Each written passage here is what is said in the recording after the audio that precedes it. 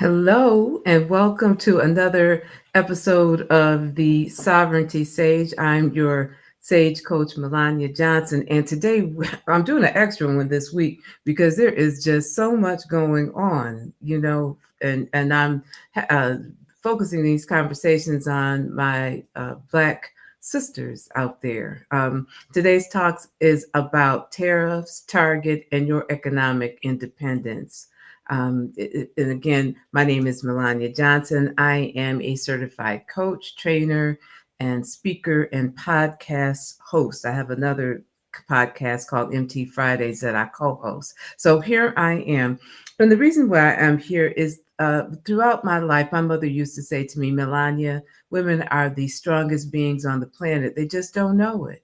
Well, I'm here to help you to know it. I help women become the powerful beings they were built to be to live the life they want. And that's why I'm here today. So let's talk about um, our economic independence. I'd like to start my conversations off first talking about our individual sovereignty, and then I move to our collective sovereignty because we have to have a strategy that encompasses both. So let's begin, shall we? So, right out the gate, your cost of living is going to go up. Yeah. I can't even pull any punches there. Your cost of living, my cost of living. So, what can we do? We're going to talk about that. So, today, as of February 1st, 2025, the current president of the United States, Donald Trump, is raising tariffs, a 25% tariffs on Mexico and Canada, placed on goods that we import from those countries. And just so that because there has been a confusion within our country as to what tariffs are, there are tax. They are launched against a country, right? So any goods that come in will need to have a 25% increase in the cost. We, the consumers, pay the cost. It doesn't impact the country, so to speak. They're not paying the tariffs. And so when it comes to Canada and Mexico, when it comes to agriculture, Mexico gives us our fruits, our vegetables. Canada gives us our grains. Let me pull this up just so I don't miss anything on the list. Canada and Mexico provide crude oil. Canada does crude oil. Mexico, petroleum products. Canada delivers energy to us, electricity to about 30 states in the United States. They also give us trade with us lumber and cement. So lumber and cement, that means housing, building costs are going to go up. Our utility costs are going to go up for 30 states in this country. Our crude oil, our gas, how we fill our gas tanks and anything made from petroleum products is going to go up. And our food is going to go up. So yes, our cost of living is going to go up. And we need to have a strategy to help us battle this. And I'm going to encourage us to start adopting long-term strategies and not short-term strategies. With things happening the way that they are happening right now, I realize that as a Black people in America, we have been playing a short game. When Trump was coming into office, those who were not really excited about him said, well, we just have to get through these next 4 years. And I looked at them side-eyed. I'm like, it's the damage that's going to be done is going to go far beyond 4 years. And you'll be lucky if you have another election in 4 years. And you'll be lucky if the vote that you cast in an election, should there be one, is actually counted. If I haven't learned anything from the Republicans, I've learned this. They have the ability to play the long game. They play chess while we've been playing checkers. I have a great appreciation for the game of chess. My father taught me to play chess, and I thank you, Dad, for doing that. My father played chess. My uncle, my father's brother played chess. Their father, my grandfather played chess, and my grandfather's father played chess. And he taught me how to play chess. And I'm not good at it, but I know something about chess. You got to think ahead. You have to have a strategy.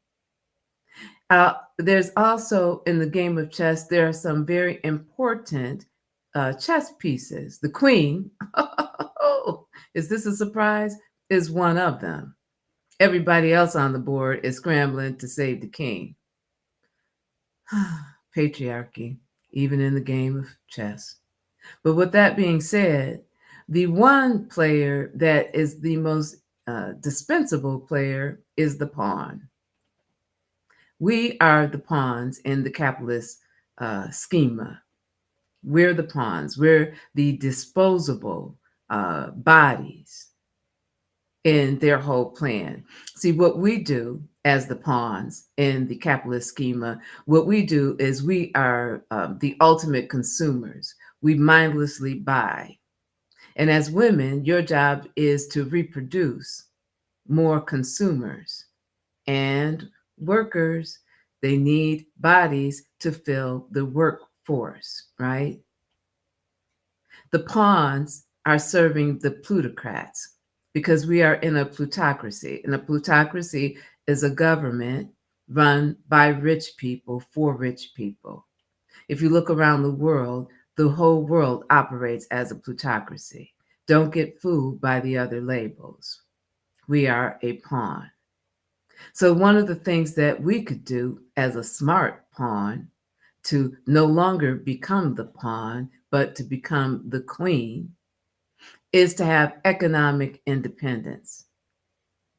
The goal for the last 60 years, and maybe since, desegregation, has been to assimilate, to become a part of the dysfunctional society of America that hates us.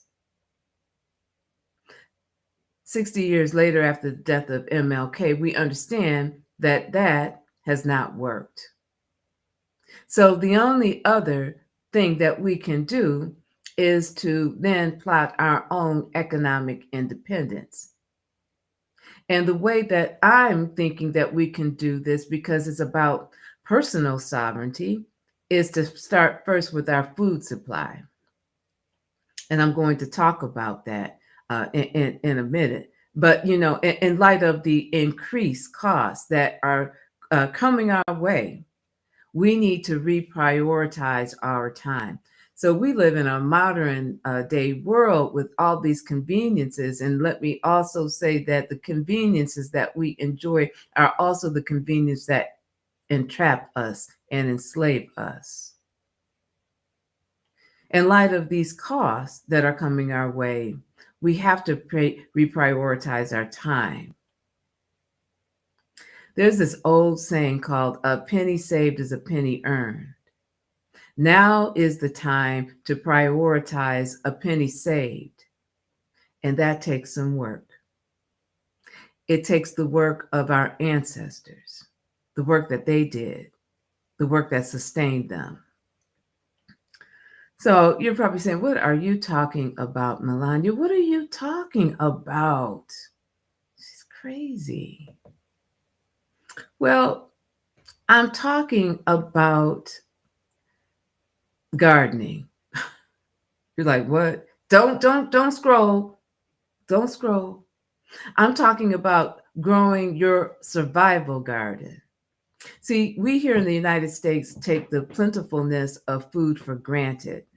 But the pandemic showed us that our supplies can dry up in an instant. So right now, we have the deportation of undocumented immigrants who have been essential in keeping food on our tables. They grow the food, they pick the food, they harvest the food for us so that we can eat. Well, they're being deported, which means food is going to rot. It means food is not going to get to our tables as easily as it has. And then with the tariffs, we're going to pay more for whatever food that we can get. It's not working in our favor. So growing your own food is something I think that all Black people should do. They should have their own food gardens. And here's the thing, you don't have to have a backyard. You can have a balcony. You can have a porch. You can grow food in a container. You can plant food in the ground. You have options. The gentleman on my screen is Lead Farmer 73. You can find him on YouTube, and he will be in the description. Some links that I have, but he gives you tips on creating a survival garden, and he lays it out in terms of the ability to produce more fruits and more vegetables than you can eat, freeze, can, or dry. That sounds like abundance to me. He's talking about enough food that after you take care of your own needs and your family needs, right, you'll have enough to give away and you'll have enough to sell. Whew. Now that sounds like economic independence. You can have a garden in any climate. You just need to know what to grow. So I have links in the description that of this gentleman. And let me just tell you, he is so passionate and so knowledgeable. I used to garden with my mother and we grew vegetables. I had an uncle that had some land somewhere and he grew vegetables. And in the fall, he would come and give us food. Right? I live in a neighborhood, and I've shared this, that is very diverse. There's folks from East Asia, South Asia, and when I walk my dog, I'm like being nosy and peeking, trying to see into people's gardens because I love gardens. Mine is a mess. Maybe I will document that journey. But I'll look and I'm like, is that a stalk of corn? I live in a city. Yep, it's corn. These folks, these immigrants from other countries have gardens. They also live close to one another as family units. There's multiple generations within households. This is how they learn to thrive in America. We can adopt those things as well. Grow enough food, and you can then trade food with your neighbors. Maybe they're growing something that you're not growing, and maybe you're growing something that they're not growing. Did you notice that we're not in anybody's store? We're not giving our money away. And with that abundance that we have, we can share it with those who are less fortunate, those who are too old to grow their own food, but still need nutrition. So let's talk about the benefits of creating a survival garden. It substitutes mindless scrolling through social media that's stealing our brain cells. It cuts down on spending money, and it also cuts down on being a couch potato and Netflixing and chilling.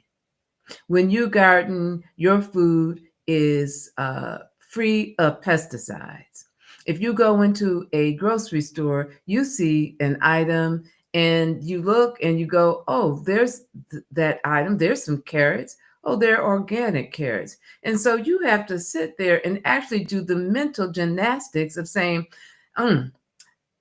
organic food is more expensive than that pesticide-filled food.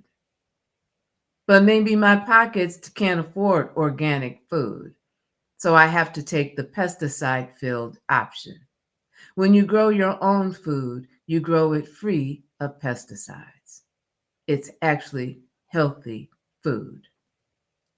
Gardening adds to your daily exercise, which we as a Black community need to do more of, because we have higher ranges of diabetes and high blood pressure and all other um, health and diseases. Many diseases stem from what we eat. Your families and you will be healthier. When you have a garden, you will live bountifully. You will have more food than you can eat. You will support your families and communities. That food that you cannot eat, freeze, dries, or can, you can then give to those in your family that have less, or those in your community that have less. You will establish greater economic independence because we are learning, have learned. If we don't know it now, I don't know what's going to convince us that we are not an accepted part of the white world of the United States of America.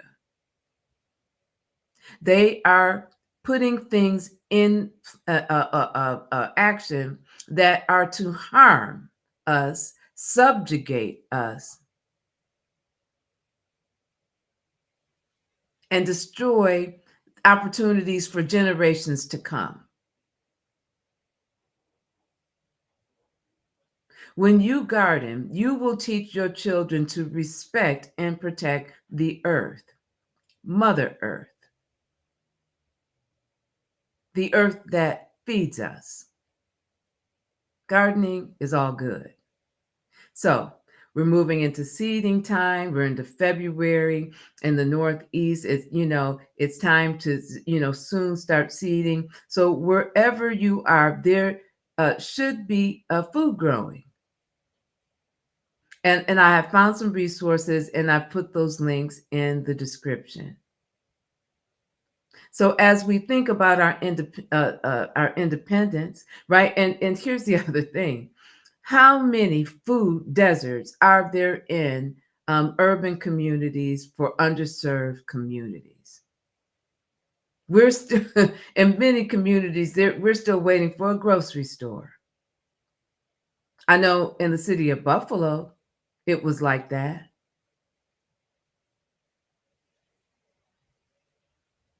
So consider starting your own survival garden. So let's talk about Target, right? Again, like I said, there's a lot to talk about today. Today's February 1st, and there has been a disorganized clarion call to boycott Target because they have rolled back their DEI initiatives. And then there has been a second call to consider supporting Black-owned businesses that have their brands within Target. This has been a conversation that was started by Tabitha Brown, who has products. She's an African-American entrepreneur and actress who has created brands for both Target and Walmart. What really confounds me at this time is that we didn't have a plan. We've had 60 years since the death of Martin Luther King, and we still don't have an economic plan or leadership. And so we scramble. So while we, keep an eye out as to if a leader is going to emerge, we do have control over our own personal sovereignty and making choices that take into consideration in terms of our spending, ourselves, our family, our community, and our economic independence.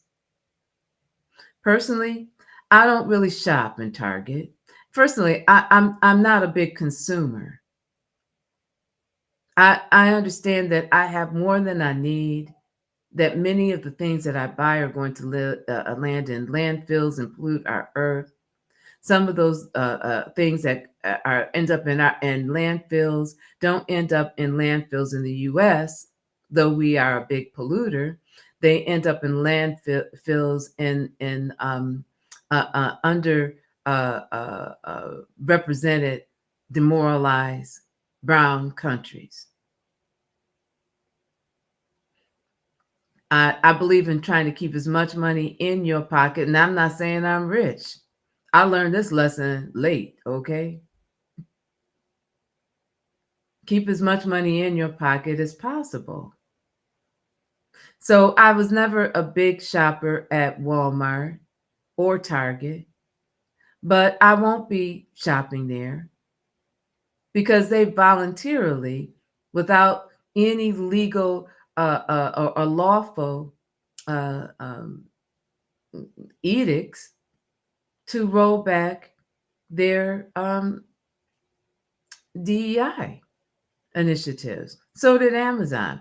Why we picked Target, I don't know. Again, I said it's a disorganized clarion call.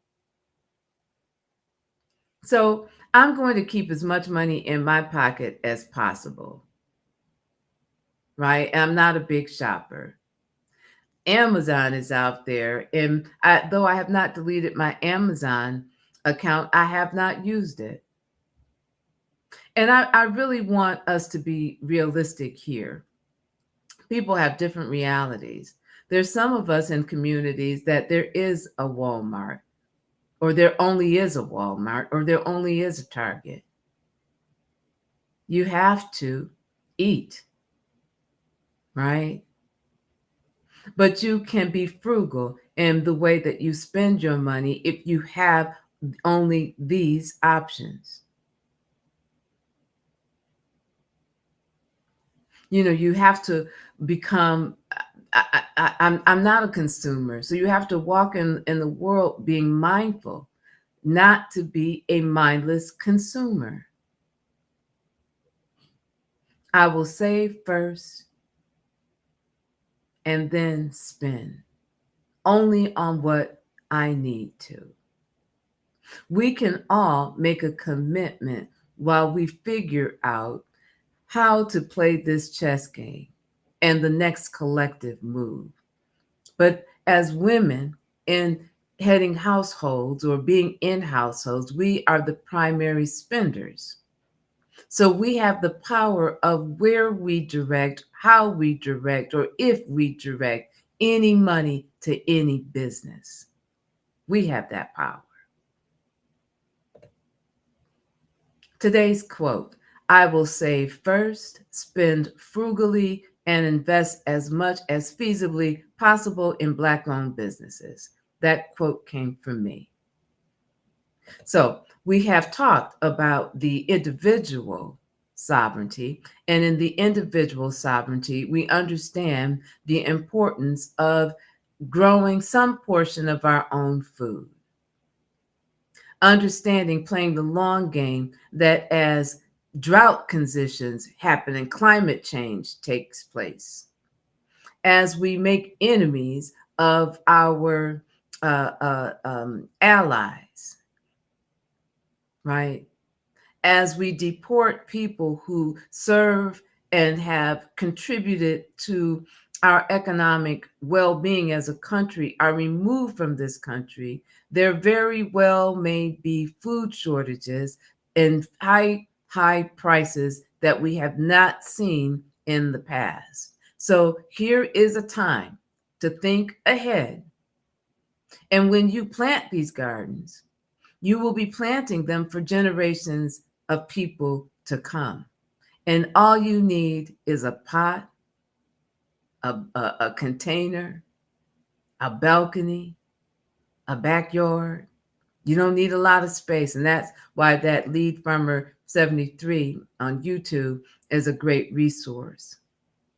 So I want to move to the collective side, collective sovereignty. There are things we can do within our community to become more self-sustained. One of the things that you might consider doing is consider having community gardens. There are plenty of vacant lots, and sometimes, local governments will allow communities to have, or maybe there are uh, um, uh, nonprofit organizations that can help to promote and build community gardens. especially in these food deserts. Consider organizing farmers market in food deserts. Invite health educators to walk around educating the public about the connection between nutrition and health. We want to stay out of the anti-healthcare system that we have in the United States. We've also, through this last presidential campaign, have seen the hatred and vitriol that is among many people that provide services to us. Understand that Black women die at higher rates in childbirth than any other race of women in this country. We also have higher rates of diabetes and high blood pressure and other debilitating diseases. So paying attention to our health and our nutrition is monumentally important to our survival and well-being and ability to thrive and become economically independent. I'm calling out, I'm doing a shout out to grandmothers. Have a garden and have your grandchildren work in your garden. And this teaches the children to serve their elders, not in a demeaning way, not in, but in a way that a civil society treats those who have come before them and have sacrificed for them. It also teaches our young children to have a connection to this planet, to Mother Earth. The connection we once had as an indigenous people. We've lost that connection. And I think it's time that we reunite with the earth again. It will teach children that they must protect our planet. Help them to be advocates right out the gate. So, I want to talk about our mental health in all of this. In today's environment, we are under more stress than we ever have been. More stress also impacts not only our mental well-being, but our physical well-being.